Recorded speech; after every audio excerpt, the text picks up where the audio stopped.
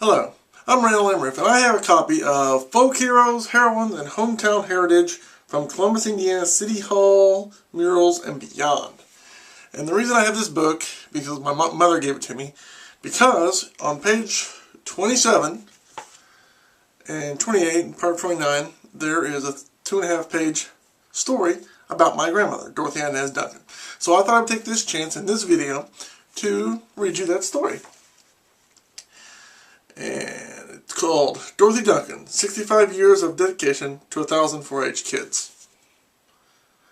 And the truth be known, there's probably more than 1,000, but that's the story. Okay.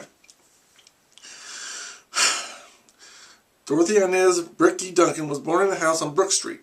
At age 9, she became a 4-H club member and learned about baking, food preservation, and sewing.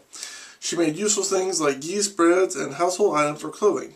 That was the beginning of her 73 years in 4-H, with 65 of those years spent as an adult leader. During her career as a leader, she served more than 1,000 children. As a 4-H leader, teaching project skills was important to Dorothy, but so was teaching community service, like cleaning up a park. She spent many hours at Eastside Community Center helping the 4-H group called the Jiffy Go-Getters, often working with at-risk children. People have recalled that it was a pleasure to work with Dorothy, who showed caring and love for children while teaching them life skills. People familiar with Dorothy's career in 4-H have remembered her active involvement.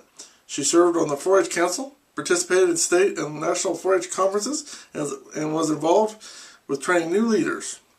For her many years of service, Dorothy was named a Sagamore of the Wabash, a special award in the state of Indiana by the governor in 1990. In the year 2000, she was a recipient of an award for Outstanding Columbus Area Volunteer. At the State Fair in 2005, she received the 4-H Award for Outstanding Leadership and Service. October 17, 2005 was proclaimed by Mayor Fred Armstrong to be Dorothy Duncan Day in Columbus in order to recognize Dorothy for her commitment and community service. On that day, he was presented among those honoring her with a luncheon and celebration at Eastside Community Center. During this event, a number of community leaders gave testimonies about her positive attributes.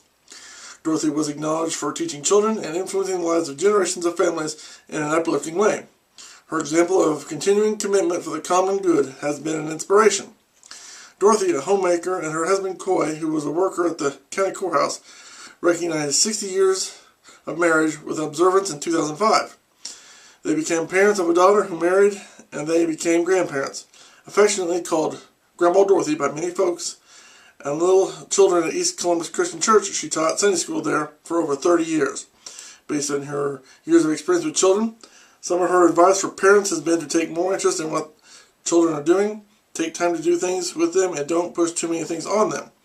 Her observation is that there have been children trying their best without much family support. While teaching life skills to children, Dorothy has shown what it means to pledge the 4 H's: head, heart, health, and hands, for community betterment. The symbol of 4-H is in the form of a 4-leaf clover, and in popular culture, a 4-leaf clover stands for good luck.